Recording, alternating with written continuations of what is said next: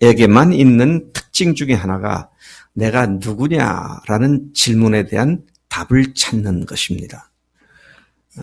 여러 차례 말씀드리지만 저희 집엔 개가 2마리가 있고 고양이가 10여 마리가 있는데 최근에 고양이 여러 마리가 죽었어요. 슬픈 마음이 있습니다. 근데 뭘 잘못 먹었는지 병이 돌았는지 모르지만 그렇게는 죽지만 자기의 삶의 의미를 찾지 못하여 삶은 허무하구나. 그래서 자살한 고양이나 개를 본 적이 없습니다. 짐승에게는 그런 것이 없어요. 근데 사람에게는 내가 누구냐? 왜 존재하는가? 무엇을 위해 살아야 하는가? 이런 문제들을 진지하게 생각할 수 있는 능력을 하나님께서 창조 때 우리 속에 넣어주셨다는 것입니다. 그리고 이 자기 정체성, 자기 신분의식, 내가 누구냐라는 질문에 대한 스스로 내린 결론이 그의 인생을 좌우하게 됩니다. 나는 별 볼 일 없는 사람이야. 그러면 별 볼 일 없는 삶을 사는 거예요. 나는 국가와 민족을 위하여 내가 소명을 받은 사람이야. 그러면 그것이 성공하든 못하든 적어도 자기는 그렇게 사는 삶을 살려고 노력을 할 것입니다. 자기가 누구냐에 대한 답은 자기의 삶을 결정하게 되죠. 따라서 자기 정체성을 어떻게 갖는가 하는 것은 너무도 중요한 문제입니다. 여러분들은 여러분 스스로에 대해서 어떤 자기 정체성을 갖고 계십니까? 여러분들이 갖고 있는 가문이나 학력이나 미모나 체력이나 또는 특기라든지 지금까지 있었던 배경, 성격 이런 것에 의해서 여러분들의 자기 정체성이 정립되어 계십니까? 그건 언제든지 바뀔 수 있고 오래가지 못합니다. 우리는 예수님 안에서 아예 깡그리 새롭게 재창조된 사람들입니다. 따라서 우리의 자기 정체성은 우리를 그토록 사랑하시는 하나님의 사랑에 기초한 자기 정체성이 확립돼야 마땅하다는 것이죠. 하나님이 우리를 얼마나 사랑하셨는데, 하나님께서 우리를 얼마나 그토록 귀하게 여기셨는데, 내가 나를 형편없이 본다면 주님 앞에 죄 짓는 일일 수밖에 없기 때문에 우리의 정체성은 마땅히 예수님의 사랑에 근거한 정체성이 돼야 한다는 것입니다. 내가 누구냐라는 스스로의 질문에 대한 결론이 지나치게 열등감이나 지나치게 우월감을 불러일으키는 것이라면 어떤 누구도 건강하고 건전하고 진지하고 가치 있는 삶을 살기가 어렵습니다. 어떤 사람들은 자기 정체의식이 올바르고 건전하여 자신만이 아니라 주변 사람들과 나아가서 온 인류를 위해 위대한 공헌을 하는 그런 삶을 많은 사람들도 우리가 만나게 됩니다. 자, 오늘 다시 한번 설교를 시작하는 이 모두에 여러분 스스로에게 질문해 보세요. 나의 정체성은 뭐냐? 내가 누구냐? 그리고 그 정체성이 주님의 사랑에 기초한 것인가? 아니면 그냥 지금까지 살아온 여러 가지 경험들에 근거해서 내가 나를 어떤 삶을 이해하고 있는가? 이건 완전히 다른 종류의 삶을 살게 만든다는 것입니다.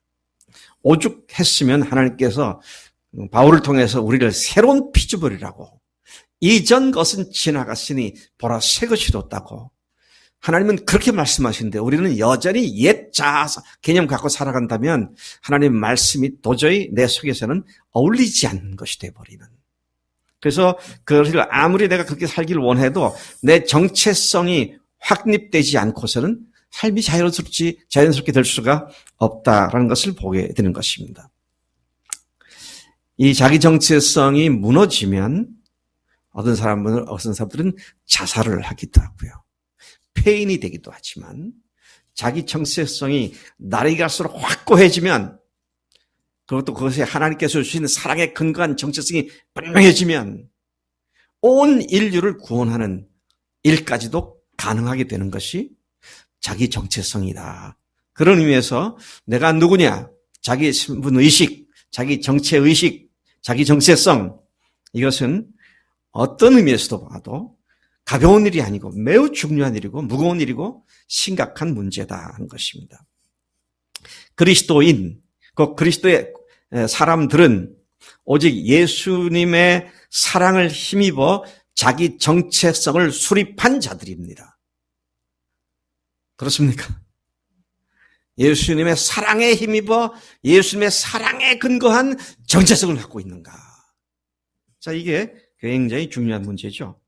자기가 주인 되어 살았던 삶, 자기가 하나님 같이 되었던 삶, 자기 생각대로 살았던 삶, 자기 판단대로, 또 자기 기분과 감정대로 살았던 과거의 자신은 이미 예수님과 함께 십자가에 못 박혀 죽었습니다. 그리고 예수님이 부활하실 때 그분과 함께 새로운 피조물로 거듭났기 때문에 전적으로 이러한 하나님의 사랑에 근거한 자기 신분 의식이 바로 그리스도 안에서 바르게 살게 해주는 중요한 요인이 된다라는 것이죠. 그러한 새로운 신분 의식 때문에 우리는 참으로 복되고 즐거운 또 놀라운 삶을 살 수 있는 자들이 되었고, 그리고 그 무엇과도 바꿀 수 없는 고상하고 존귀로운 삶을 사는 자들이 된 줄로 믿습니다. 이러한 사실을 예수님의 생애에서도 우리가 같이 확신하고 배울 수가 있습니다. 맞는 얘기예요? 예수님의 생애에서도 이분의 자기 정체성이 확고하게 견고해지는 과정을 거쳐 드디어 30세가 됐을 때 사역을 시작했습니다. 맞습니까?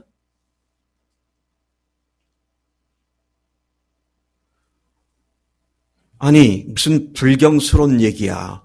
예수님은 하나님이시니까 태어날 때부터 자기 하나님인 걸 알았었고 그랬겠지. 예수님의 자아 형성이, 자기 정체의식이 형성되어졌다고? 상당히 긴장되는 문제를 우리가 지금 다루고 있는 것입니다. 그래서 오늘 우리가 성경을 이 부분에 초점 맞추어서 예수님이 당신이 하나님의 아들이라는 사실, 하나님께로부터 보내심을 받은 하나님과 같은 하나님 자신의 사실을 확신하게 된 것이 그냥 태어날 때부터 그대로 있었던 것이라기보다는 육신을 입고 오신 예수님께서 키와 지혜가 자라가고 하나님과 사람들 앞에 사랑스러워가는 일련의 성장 과정을 통하여 그리고 30세 될 때까지 계속 그런 과정들이 있었음을 우리 성경에서 확인해 볼 수 있습니다. 오늘 우리에 나오는 이 본문에 나오는 12살 될 때 있었던 일과 그리고 그 뒤에 이어서 나오는 몇 가지 사건들을 통해서 예수님 자신의 정체성 형성 과정이 있었음을 확인하게 되는데, 이 과정을 보면서 우리의 자기 정체성도 역시 견고하게 세워져 가서 세상 속에서 우리의 사명을 온전히 감당하는 하나님의 은혜를 축복합니다. 오늘 우리가 그러한 축복 가운데 있어야 할 줄로 믿습니다. 조금 전에 제가 말씀을 드리고 문제를 제기했습니다. 예수님이 태어날 때부터 그분은 전능하신 하나님이니까 응애하고 태어나서 아기 때부터 나는 하나님이다 알고 계셨던가. 조금 시간을 조금 더 뒤로 해가지고 철이 들어서 사고 능력과 언어 능력이 개발했을 때 그때부터 주님은 확신하고 계셨던가.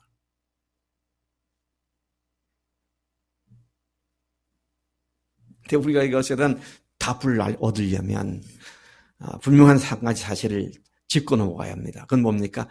예수님은 100% 우리가 똑같은 인간이셨다는 사실과 그러면서 동시에 그분은 100% 하나님이시다는 사실인 것입니다. 예수님 이전에도 없었고 예수님 이후에도 이런 사람들은 없었기 때문에 그게 어떤 상태인지 우리는 잘 몰라요. 그분이 하신 일과 하신 말씀들을 기록한 사복음서를 보면 그분은 확실히 인간이셨으면서 그리고 확실히 하나님이셨다는 사실은 분명하게 알 수가 있습니다. 그분이 100% 인간이셨다는 말을 거부하게 되면 자칫 영지주의라고 하는 잘못된 개념 속으로 빠져들어갈 수가 있습니다. 기독교 초기 역사에서 심각한 이단이었던 영지주의자들이 말하는 것은 예수가 하나님의 아들이 어떻게 육신으로 온단 말이냐. 육신은 악하고 영은 선한 것인데 어떻게 악한 육신 속에 하나님의 영이 거하신단 말이냐. 그렇게 하면서 예수님이 육신으로 오신 것을 부인한 자들이었습니다. 요한 1서에서도 보면 예수님이 육신으로 오는 것을 거부하는 자들, 부인하는 자들에 대한 말씀이 나오죠. 또 반대로 그분이 100% 하나님이셨다는 말을 거부하는 사람들은 아예 삼위일체 하나님으로서의 예수님을 부인하는 함정에 빠질 수가 있습니다. 그분에 대한 우리의 이해는 오직 한 가지입니다. 100% 인간이셨으며 100% 하나님이셨다라는 사실인 것이죠. 그분은 육신을 입고 계셨기 때문에 육신을 갖고 있는 인간의 한계를 철저히 경험하셨습니다. 예를 들면 그분이 40일을 굶주리고 나니까 심히 배가 고프셨죠. 또 바쁘게 온 사방을 다니면서 사역을 하다 보니까 굉장히 피곤하셨죠. 그리고 수호사성 우물가에 도착했을 때는 털썩 주저앉으셨습니다. 배를 타고 가실 때는 그냥 쓰러져서 고물에다 베개를 삼아서 그리고 깊은 잠에 빠지셨습니다.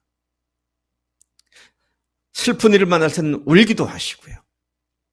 탄식하시기도 하시고 악한 일을 봤을 때는 화를 내기도 하시고 우리가 똑같은 반응을 하셨던 것을 우리가 잘 알고 있습니다. 하나님이시면 그런 것쯤이야 모른 척하고 없는 것쯤 지어야 돼. 아니요. 예수님은 인간으로 오셨기 때문에 그런 우리 인간과 똑같은 지정의 모든 것들을 다 갖고 계셨고 또 인간이 갖고 있는 한계도 경험을 하셨다는 것입니다. 얼마나 피곤하셨으면 배에 폭풍이 불어서 배에 물이 잠기게 되었을 때까지도 주님은 그냥 주무시고 계셨을까요? 완전히 골아서 떨어지신 그런 육체의 모습을 보여주기도 합니다. 그런가 하면 다른 인간들이 겪는 것과 똑같이 한결같이 시험을 받으셨지만 죄는 짓지 않으셨다. 히브리서 4장 15절이 그렇게 말하죠. 우리에게 있는 대제사장은 우리의 연약함을 동정하지 못하실 리가 아니요 모든 일에 우리와 똑같이 시험을 받으신 이로되 죄는 없으시니라. 여러분, 예수님이 100% 하나님이셨기 때문에 하나님으로서의 자기 정체의식과 인간이셨기 때문에 인간의 연약함 때문에 하나님이신지에 대한 확증을 하는 과정이 1년에 필요했다는 것입니다. 네? 그래서 그런 사건들을 예수님의 그런 사건들을 누가가 또 다른 복음서의 기자들이 기록을 해주고 있는 겁니다. 자, 이제 우리는 이 사실을 다시 돌아가 보면 100% 하나님이시기 때문에 창조주이시기 때문에 한 말씀으로 바다와 바람을 잠잠케 하신다든지 오병이어의 역사를 통하여 5,000명 이상을 먹이고 남겼다든지 병든 자나 소경된 자나 중풍병된 자나 나환자들을 고치셨고 심지어 죽은 자를 살리시기도 하셨습니다. 그리고 어떤 그 누구도 흉내조차 낼 수 없는 부활을 통하여 그분이 100% 하나님이심을 드러내신 줄로 믿습니다. 자, 그런 의미에서 예수님은 70% 하나님이셨다, 20% 하나님이셨다 그런 게 아닙니다. 100% 하나님이셨지만 문제는 어려서부터 성장 과정에 그 의의를, 자기 정체의식을 점점 더 확고하게 갖는 일련의 과정을 거쳤다. 지금 제가 그렇게 말하고 있는 것이 그때는 하나님이 아니었는데 차츰차츰 하나님이 됐다. 그런 말은 절대 아니다 하는 것이죠. 참 흥미로운 것은 예수님께서는 육신의 아버지와 하늘 아버지 사이에서 30년을 사셨더라고요. 그 중간 사이에 위치해서 사셨다는 것입니다. 무슨 말입니까? 하나님으로서의 예수님과 인간으로서의 예수님, 이 두 양 차원을 다 겪으신 하나님이셨다라는 말을 하고 있는 것입니다. 오늘 본문 말씀은 예수님의 어린 시절을 알려주고 있습니다. 특히 그의 나이 12살 때이죠. 이를테면 초등학교 6학년 또는 중학교 1학년 정도의 시기입니다.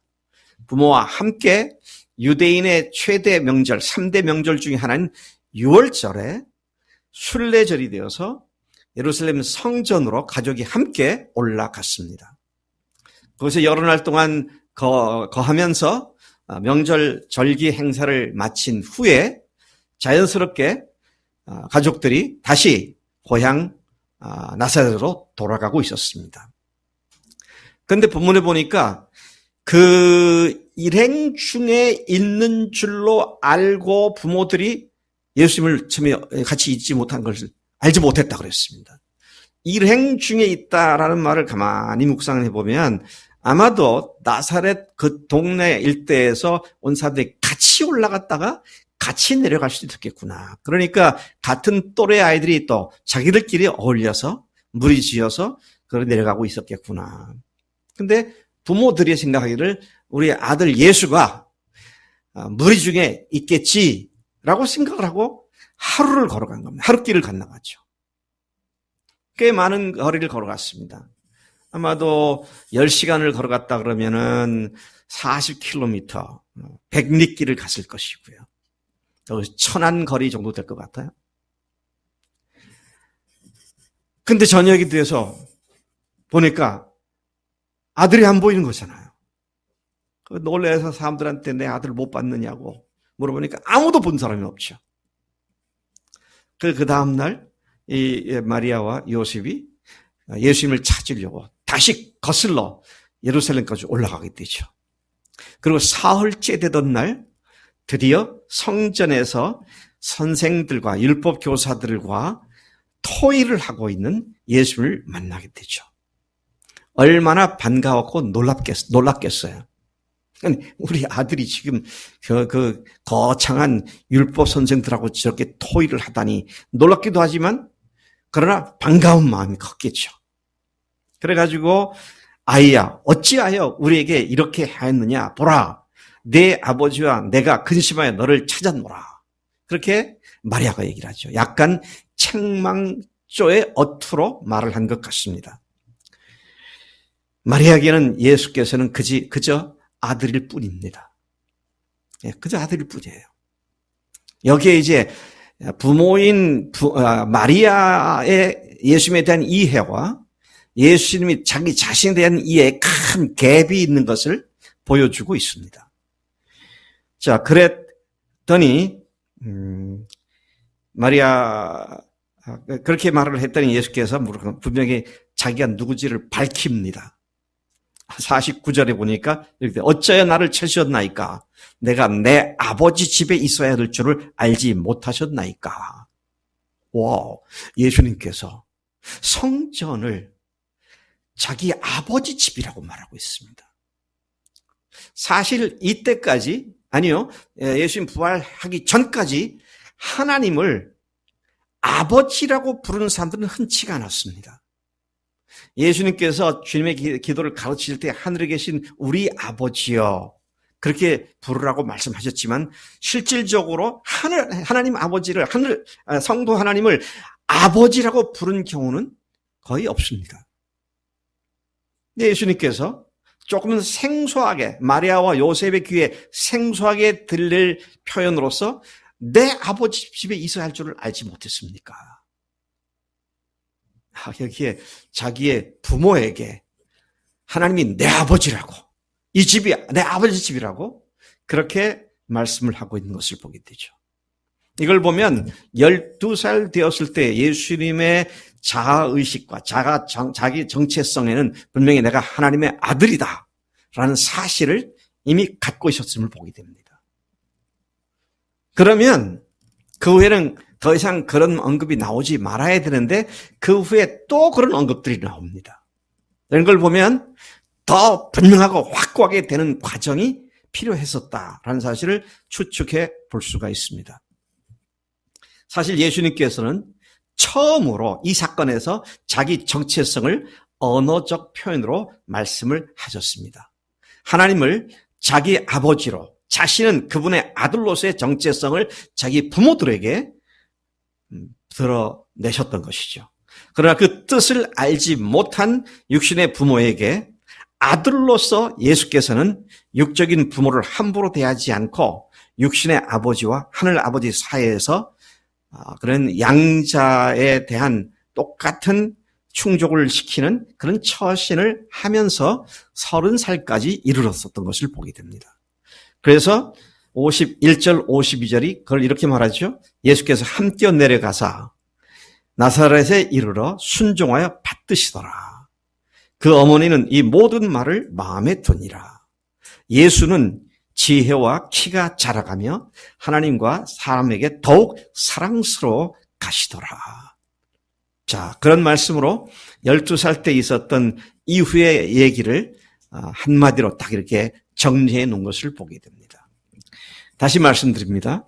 아마 5살, 6살, 7살, 8살 그때도 예수님은 하나님의 아들이라는 생각을 하셨음직합니다. 근데 12세가 되었을 때는 outspoken, 말로 내뱉어서 하나님이 내 아버지시다. 성전이 내 아버지의 집이다. 내가 여기 있을 줄 어떻게 몰랐습니까? 그렇게 질문을 하기도 하셨고, 그러나 돌아가서는 육신의 부모를 잘 받들어 섬기면서, 그리고 전인격적으로, 육체적으로, 정신적으로, 영적으로, 사회적으로, 인간관계에 있어서 균형 있게 잘 성장한 그런 모습을 이야기해 주고 있습니다. 자, 그러다가 부모가 아닌 제3자, 다른 사람들에게 예수님의 자기 정체성이 선포되는 사건이 발생을 합니다. 그것이 바로 예수님께서 요한에게 침례를 받으셨을 때 사건이었습니다. 예수님의 자기 정체성 형성은 12세에 끝난 게 아니었습니다. 드디어 그분의 나이 30세가 되어 공생애를 시작하실 때에 그분은 많은 다른 사람들처럼 침례요한에게 침례를 받으러 요단강으로 가셨습니다.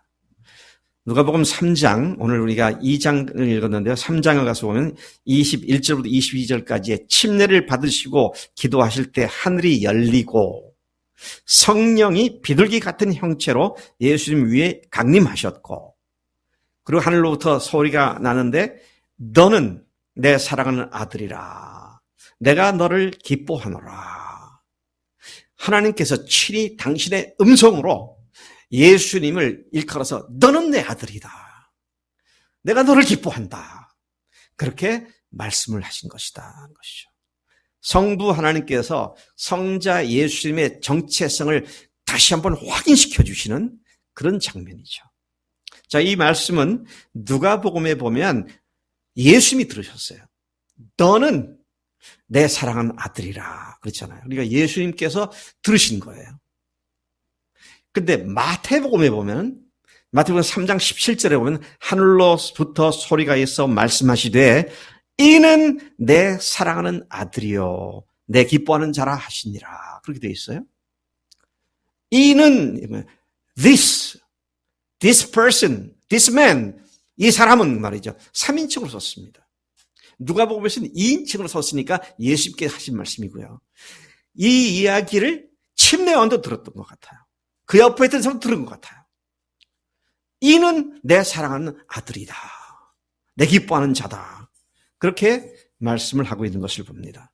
하나님께서는 침례의식에 참여한 예수님의 정체성을 이제 부모가 아닌 다른 사람 앞에 선포해 주신 것이죠.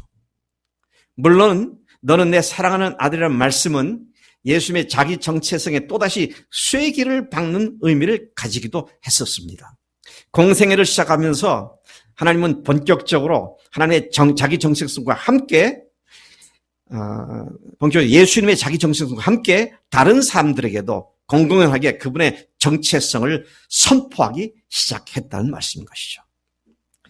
자, 이렇게 침례받을 때 자기 정체성을 다시 확실하게 확인해 주실 뿐만 아니라 다른 사람에게도 공포해 주셨고, 그리고 또 다른 과정이 이어서 연속으로 나오는데 그것이 침례를 받으신 후 성령의 충만함을 받고 성령에 이끌려 광야에 나가서 시험을 받으셨을 때 일입니다.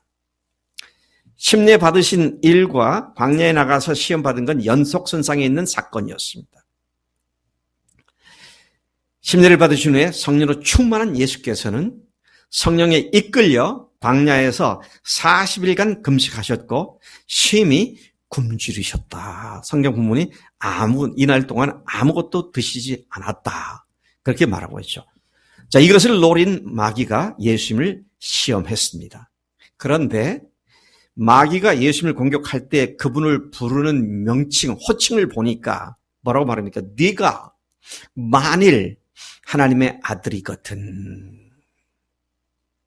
네가 하나님의 아들이라면 이거예요. 100% 인간으로서 육신을 가진 인간으로서 예수님의 경우는 오늘 우리와 비춰보면 우리가 그런 말을 직접 마귀로 못 듣잖아요, 우리는.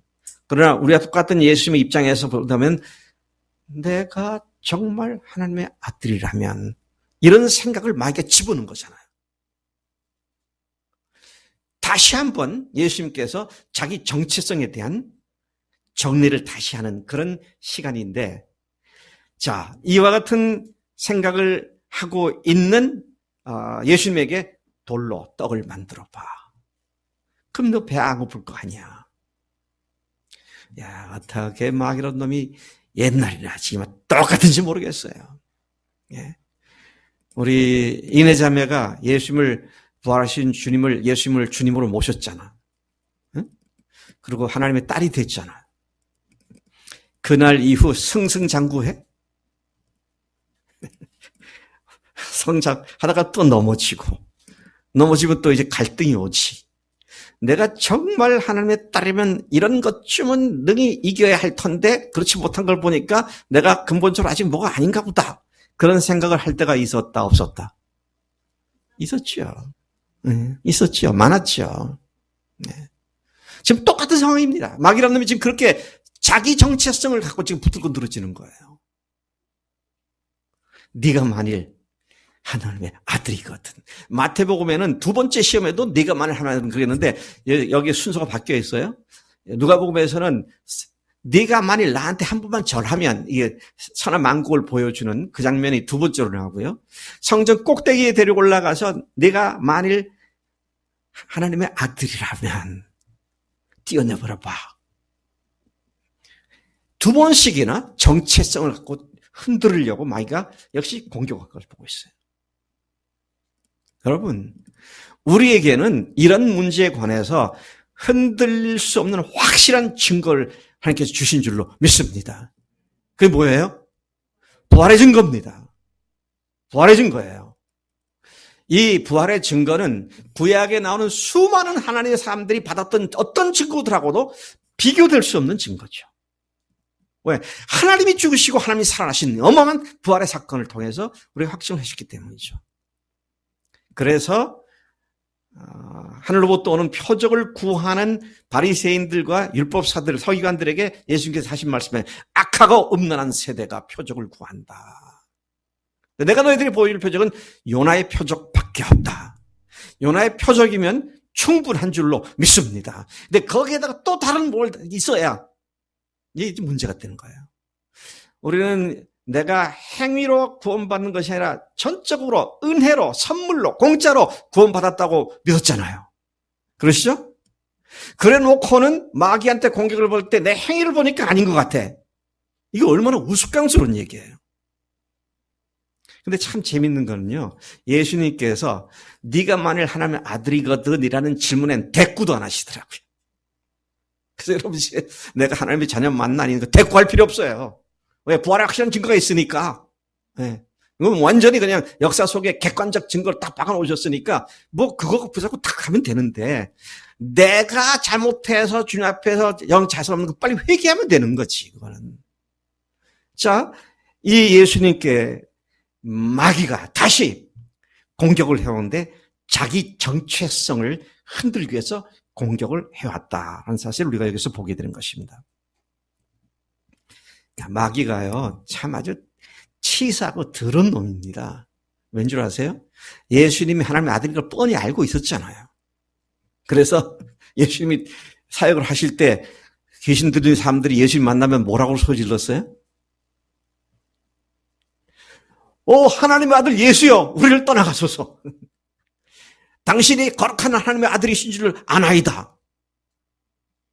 그 이야기를요, 당신이 하나님이십니다. 거룩하신 하나님의 아들이십니다. 이 이야기를 사람이 했기 때문에 그 사람을 예수께 그게 칭찬하셨더라고요. 그게 누구예요? 베드로가 했잖아요, 베드로가. 근데 마귀가 베드로하고 똑같은 대답을 했다니까요. 이 마귀라는 놈이 얼마나 간교한 놈, 아주 괴악한 놈인지 뻔히 알면서도 아니라고 딱 전치해놓고 그리고 이 얘기를 시작하는 거잖아요. 여러분, 우리가 주님의 부활의 확실한 증거가 그분이 하나님이신 사실을 우리가 확실히 갖고 믿고 이해해. 구원 문제, 하나님의 아들이냐 딸이냐 이런 문제를 흔들리지 않도록 견고하게 서는 것이 필요한 줄로 믿습니다. 이 이후에 마귀는 떠나가고 마태복음은 천사가 수종드니라 그렇게 말했고요.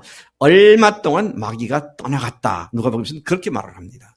마귀의 공격이 끝난 건 아니죠.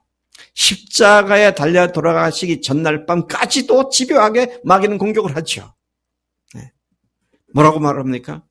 할 수만 있으면 이 잔을 내게서 지나가게 하옵소서. 이제 이게 이제 마귀가 주는 생각입니다. 그런데 그 다음에 중요하죠. 내 원대로 마시고 아버지의 원대로 하시옵소서.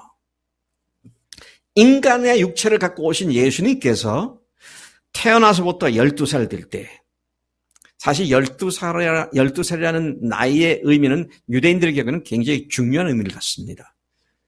왜냐하면 성년식을 거쳐서 그때부터는 율법을 가르칠 수 있는 율법 교사 자격이 부여되거든요.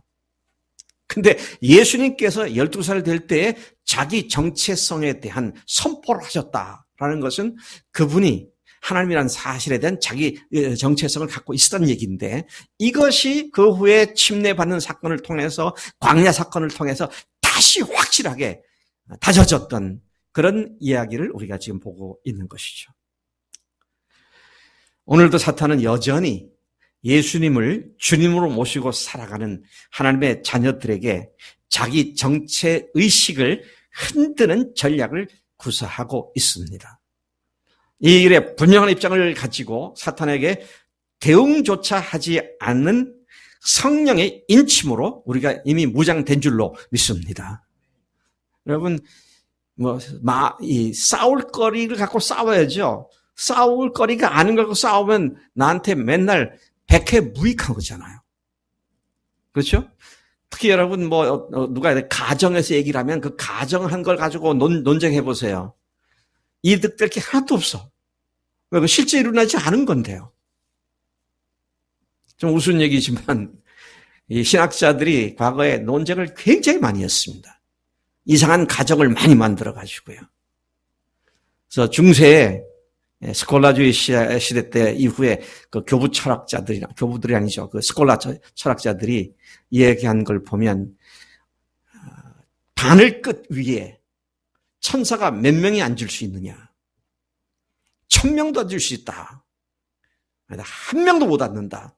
이거 가지고 피비린 나는 싸움을 싸웠어요. 그냥 1000명도 앉을 수 있다고 하는 사람이 교황이 되면 한 명도 못 앉는다는 사람들이 피해 숙정을 당했고, 또 전세가 뒤집어져 가지고요. 한 명도 못 앉는다는 사람들이 그 속에서 교황이 되면 1000명도 앉을 수 있다는 사람들이 또 숙정을 당하게 되고. 이게 지금 뭐 하는 짓이에요? 가정을 가지고 사람을 죽이고 살리는 겁니다. 여러분, 정말 예수님이 나의 주님이심을 믿는다면 우리는 더 이상 이런 문제에 휘말릴 이유가 없습니다. 이제는 정말 그 말씀대로 내가 주님 앞에 전폭적으로 순종하고 사느냐 안 사느냐 이게 문제지. 네? 거기에 우리가 노심초사하며 매달려서 싸울 일이지. 내가 하나님의 아들이냐 아니냐 딸이냐 아니냐 이것 갖고 얘기할 것은 전혀 아니다라는 것이죠. 아까 제가 모두에 말씀드렸습니다. 우리의 자기 정체성은 하나님의 사랑에 근거한 것이 돼야 한다. 예, 우리는 원래는 어떤 사람이었으면 죽일 죄인들이었죠. 이루 말할 수 없는 죄인들이었습니다. 자기가 하나님 자리에 올라간 교만한 죄인들이었죠.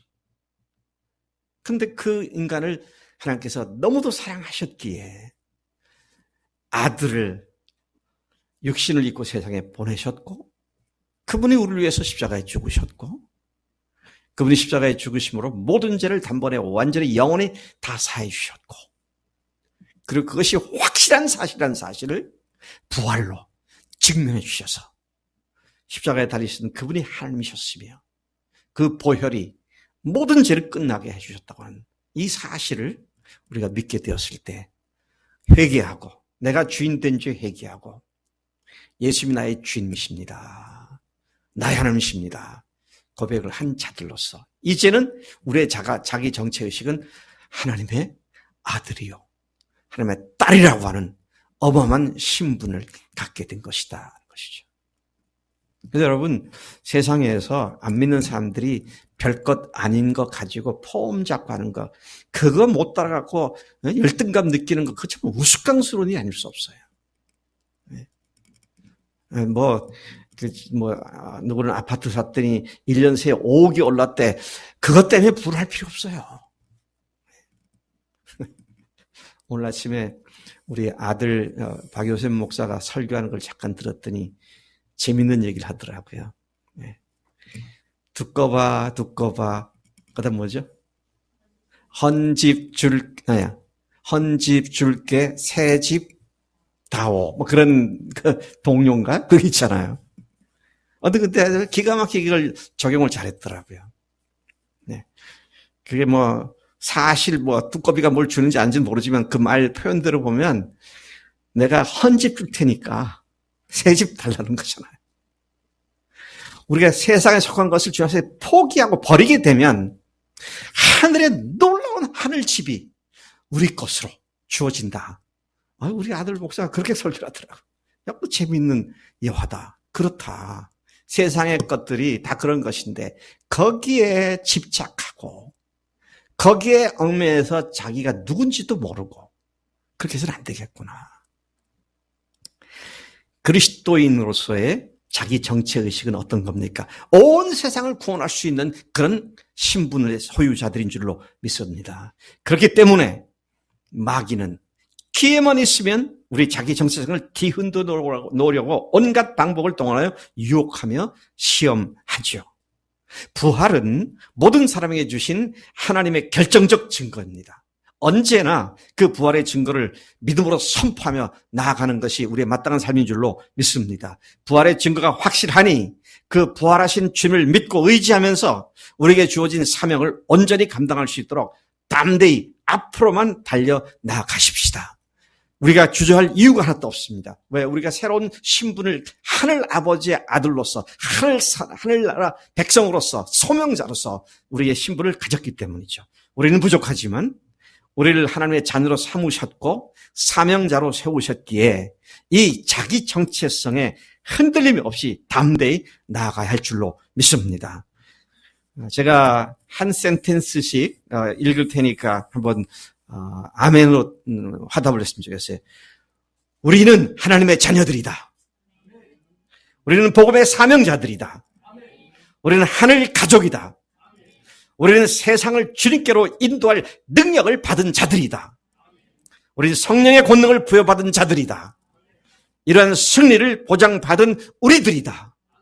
우리가 이런 신분의식을 갖고 담대히 금년 한 해를 또 승리하고 나갈 때 하나님께서 우리를 통해서 우리 주변에 자기가 누군지도 모르면서 헷갈리고 있는 인생들을 주 앞으로 인도해 주시고 또 그들을 교회에서 잘 양육하는 일들을 감당하실 줄로 믿습니다.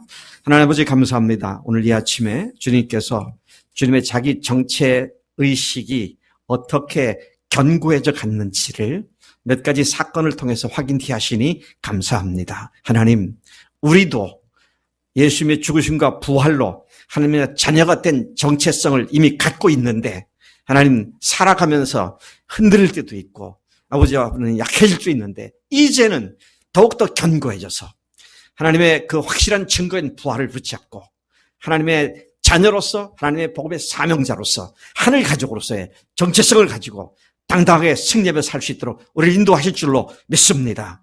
감사하고 모든 말씀을 예수님의 이름으로 기도드렸사옵나이다. 아멘. 아멘.